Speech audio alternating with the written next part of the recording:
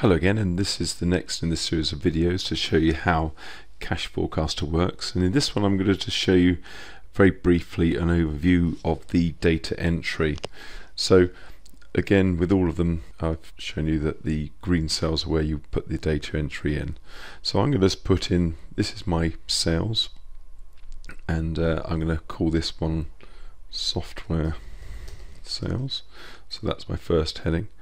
And I'm going to say that this is actually VATable, so you can pick what rate you've got here, and in the UK that's VAT, and that applies to Europe too. Of course you might have your different rates in your country, you can set those up in the settings, but equally you might have sales tax or GST or whatever it happens to be, and of course these headings will change as a result of changing those headings.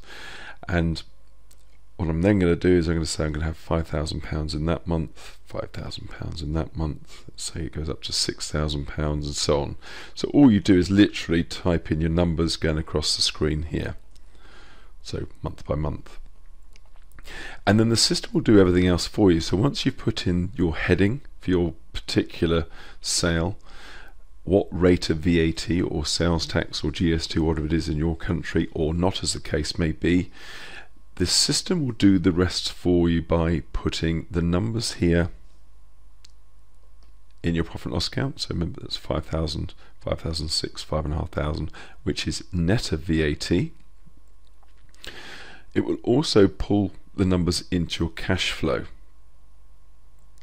and this is based upon the information you're putting in here. So this was what I was putting in earlier on for a setup one, so I'm going to just change that to, so it's all by cash 100%. So you'll see that in my cash flow now it'll equal previously, but notice that this is £6,000,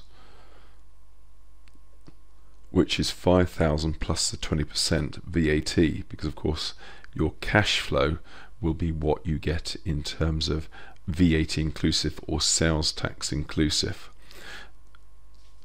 If I change this to 30 days, 100% of that,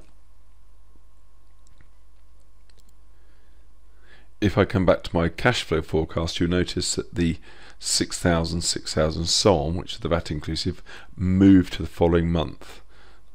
And then if I was to change that to, sorry, scroll back up here, to 60 days, 100%, oops, sorry, 100%, not 1,000%, it'll move them along a month and so on. It could be that they're split out, you might have 50% 30 days, and you must make sure that you get that right, because notice over here it changed. Let me just do that again so you can see. So if I put in 100% there, it says cash sales must be greater or equal to 0. So you must make sure that those always add, that comes back to 0 there. So if I go back to my cash flow, you'll see that we get £3,000 of the first month of sale here, and then this worked it out, so 6,000, it's the first, 3,000 of the previous month plus the following month and so on.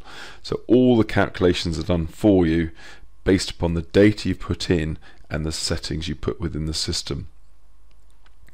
And on your VAT and sales tax, it will give you the amounts, so there's £1,000 in that month, £1,000 there and so on. And then if I move to your cash flows, what it's done automatically, based upon when your first VAT payment is and how often you pay them, it will automatically slot those in for you. So in this particular case,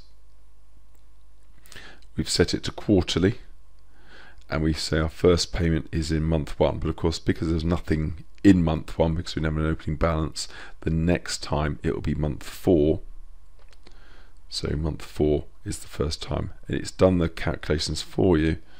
So the payment there, 3,200, which is a total of those there.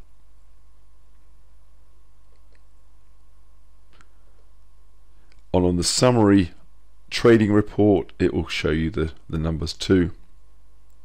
And then on your profit and loss account, as I said before, it will give you month by month. Similar type of thing for cost of sales. So it might be that we have say disk cost, costs. And again, we select our VAT rate. So in this case, I'm going to select 20%. And just show you quickly, we can put in various other rates in there too. So we've got 0%, 5%, 20%, and 3 other rates there. So you can just put in your own rates. Previously in the UK it was 17.5%, and then you can come back to your data screen, and if I drop down, I'll be able to select the 17.5% if that was applicable. And equally, it could be that one of these costs is actually 0%, there's no VAT, so you just leave that as 0. The difference between sales and purchases is that you can specify the term for each individual cost line. So whether you pay it cash, so immediately, 30 days, 60 days, 90 days, or 190 days. So then by putting in cash, so if I put in let's say £2,000 there, if I go to my cash flow, notice it's automatically added the VAT for me, but it's paid it in April. So if I change this here to say 60 days on my cash flow, the 2,400 has moved to there. But in my profit and loss account, it's brought in the net £2,000 in the month it's incurred. And if I go to my VAT and sales tax, it's pulled in the £400 and it's netted off. That was 3,200 before, but it's reduced that down by my inputs, or whatever they are called in your country. If I carry on down to my overheads, these are very similar to the cost of sales figures. We have a drop down here, so we can say within this is wages and salaries, office wages and salaries, and these headings can all be changed, which I showed in the setup, but I'll just quickly show you for completeness here. So you've got all these different headings. So that was office and wages that I picked up there. So if you want to, if nothing appears here that you like, you can either put it down at the bottom here where you've got some blanks, or you can change one of these other ones. If you wanted to change it slightly rather than completely, you can change all these or change it completely as well. So if I just go back into here, I can pick it up from here.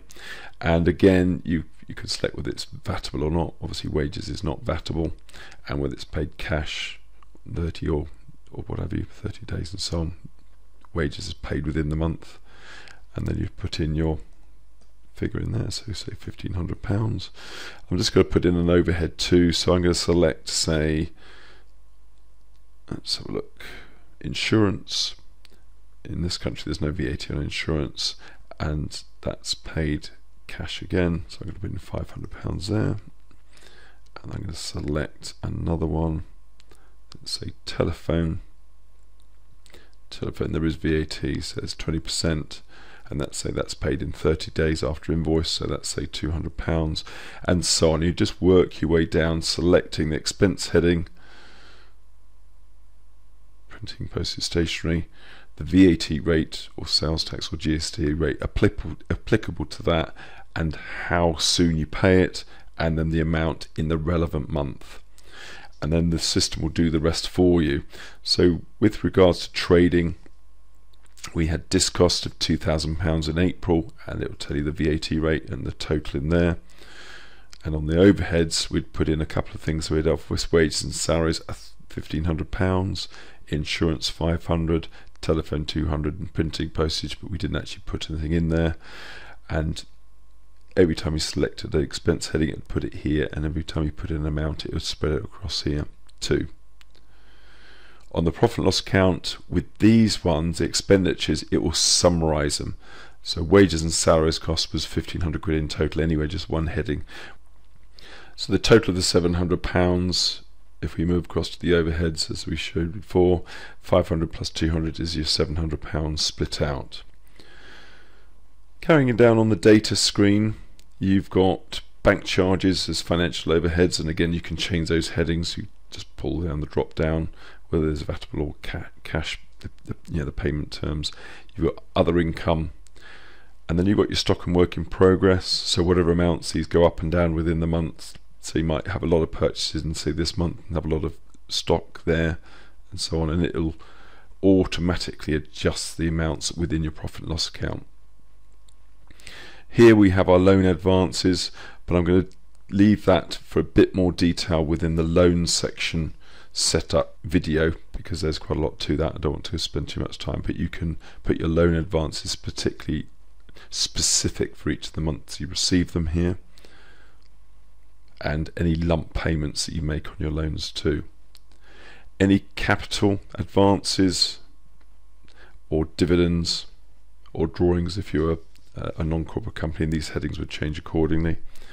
And on fixed asset purchases, this is very straightforward too. So you'd actually choose your asset type. So let's say in this case it was motor vehicles, and these headings are the ones that were set up here. So you've got these headings here. So if you've got a different heading in your company, you'd change these, and then they'd appear in this drop down here. So there's motor vehicles, and again the applicable VAT rate in the UK, although vehicles, or well, motor vehicles are VATable, you can't claim it. If it was a van you could, but let's assume this was a VATable one that you could claim. And then you put in the month of purchase. So let's say we bought that in month 2. Oops. Month 2, and the cost net of VAT, because you need to put in net of VAT because this will work out everything else for you. So let's say you bought the car for £20,000, or sorry, the van for £20,000. So if we go to our fixed asset, who's in month 2, so there's our opening, April being our first month, May being our second month, £20,000 comes in there. Now notice automatically what it's done is it's calculated the depreciation for you, and that will be based upon over here. If I just scroll up to my depreciation, I've set motor vehicle depreciation at 25% reducing balance. So whatever you change that to, and it will just automatically calculate that for you. That will get pulled back through into the balance sheet as well. So you've got your total at the end of the first period. This is your opening balances. In this case we've got nothing. So you've got £20,000 with the purchases cost, and then you've got your depreciation, and then your net book value. So it automatically pulls in, and notice the balance sheet balances because it's done all the entries for you. On the profit and loss account, it's pulled in the depreciation automatically in there as well.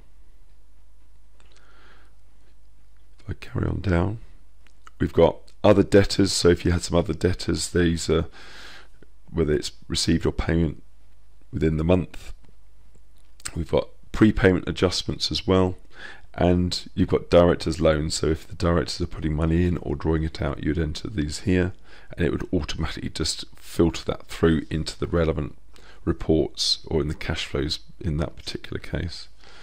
We have other creditors, similar to thing to other debtors, but obviously the other side of the balance sheet, and within each of these it's whether they were paid or received within those months.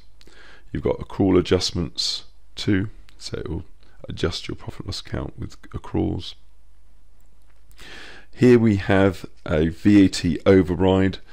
So if, for example, you haven't got the payment terms that is applicable to your country or your business, then you can override it within here and put when those payments are.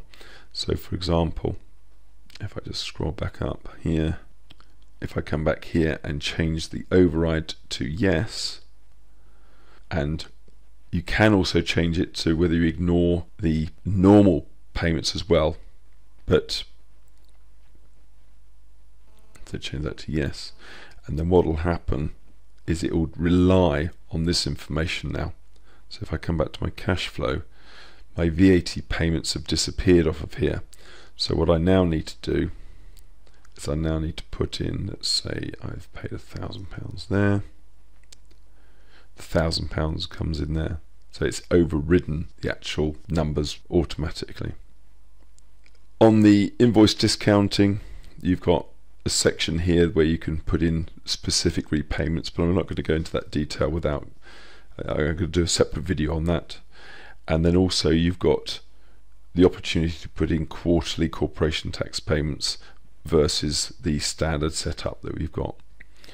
And that's pretty much it for data entry. There's a lot more to it, but I've just glossed over it to try and keep these videos quite short. but I think you can see the flexibility and how easy it is to quickly get your numbers up and running. But the spreadsheet itself will do all the work for you behind the scenes, whether it's the VAT, the timing of payments, the balance sheet entries, the profit and loss entries, the cash forecast entries, and so on and so forth.